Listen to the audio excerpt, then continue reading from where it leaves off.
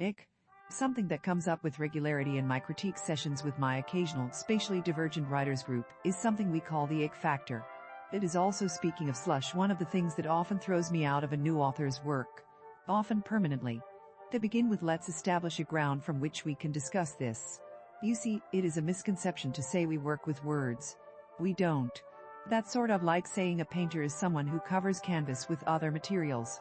Words are our base material. Like canvas and paint, for that matter, they can be used for many things that have nothing whatsoever to do with our job. You use words to ask someone to marry you, you use words to communicate at work, and you use words to order a pizza. None of which is a novel, though they can be part of a novel or probably a short story.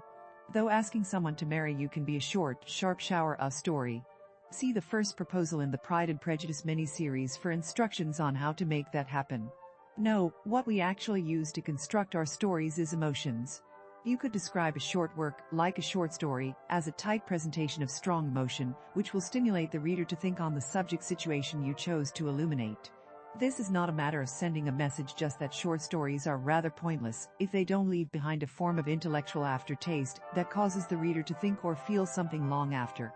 A novel, on the other hand, is a sustained emotional roller coaster which amuses or distracts the reader, and which might leave behind one or several impressions and thoughts. Beginner writers, no matter what age, are very much like beginner artists who never got to dabble with finger paints. At that stage, it is easier to work with strong contrasting colors. Even in pastel, one of my most successful projects was working with 3 colors only: black, white and ox blood red. If you try to use more subtle tones when just learning, you have a tendency to shade it finer and finer, till the whole thing is an indistinct mess. I'm stuck at this point. In fact, you could say that past basic competency, the painter's great struggle is learning contrast, so the picture emerges from the canvas as what it's supposed to be, not just blobs of somewhat related colors. It is the same way for writers, really. One of my more common critiques when reading someone's beginning work is it's pleasant enough, but you don't have a story. You have a series of incidents. That is because people are trying to write as life happens, and life has no coherent narrative. Narrative is what we impose on it. In the same way, if painters try to paint true to life and forget that they're doing 3 dimensions in a 2-dimensional medium, they end up with muddle. But like beginning painters, most beginning writers, consciously or not, reach for the primary colors: anger, fear, grief, joy, laughter, and, yes, ick. Beginners, not all of them, I started with a novel, tend to start with a short story, because they figure it's easier to sustain the mood through 3 or 4 pages than 200. This is correct. But it's also far more difficult to make the mood relevant. And they reach for the big emotions, because those are more relatable for them, and therefore they imagine they can make them more relatable to the reader. I think this is often why new writers have to be inspired, i.e., they have to feel that emotion to be able to write. This is not a reliable way to do it, but then they are beginners, and sometimes it works. However, sometimes they don't have those emotions on hand, but they still want the readers to feel something. One emotion some reach for is humor, and if they're of a natural comedic bend, they can pull it off. Humor is, however, much harder to sell. First, because of the fact that not all senses of humor are alike, and the gap is harder to bridge than in other emotions. You could say everyone cries the same way, but everyone laughs differently.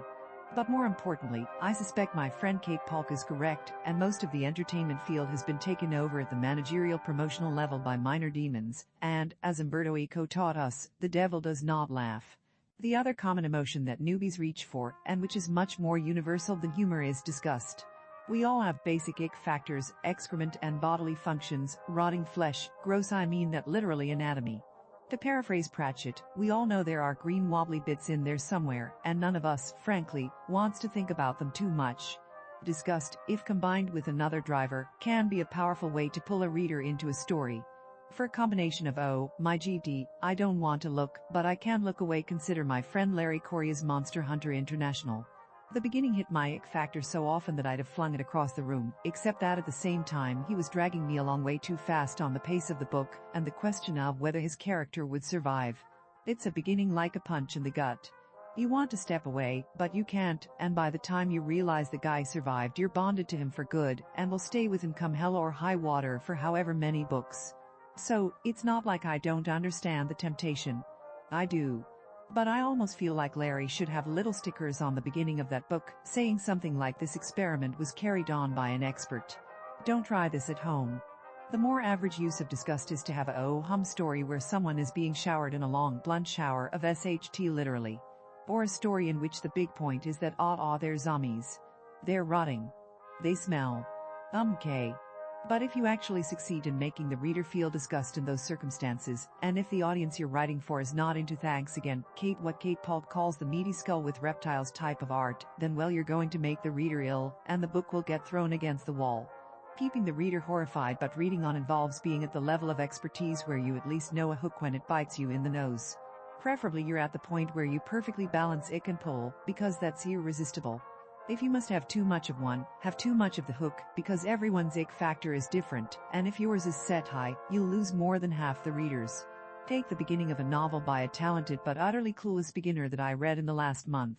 We have rather standard fantasy tropes, but murkily discussed in a way that really doesn't make it very clear what the world is, and or what exactly is happening, or why the characters are doing what they are. There are several mistakes in there already, of course, but the wordage is pleasant enough, and you go along on the principle that this can be edited into sharpness. Except that on page 3 you hit one of those icks, relating to things that one shouldn't visualize anyone eating. If you manage to swallow hastily and go past it, 3 pages later the author starts throwing excrement-related humor all over the page, and the book goes against the wall. Hard. Now, I know the psychological mechanism behind this train wreck. The author knows, at some level, that the story doesn't grab enough. Probably because the author knows that both world and characters are so imprecise and hazy as to be a muddle, or as my painting teacher called it, mutt on the canvas. There's nothing there to grab the reader. And so instinctively and trust me blindly the author reaches for the things that evoke a reaction in the author because, number winning. They can't fail to do so in the reader. And the author is absolutely right. It evokes a reaction. You gag, you goo and throw it against the wall. Now you can make a coherent book without the big emotions. Well, at least if you're not trying for literary postmodernist. And no matter what you're using, some people will be icked by it. But don't rely on the big emotions, particularly disgust, to carry you through. Think of them as garlic. Some people like a lot of garlic, some people like a little, but if all you can taste in your dish is garlic, only a very small percentage of people will read it.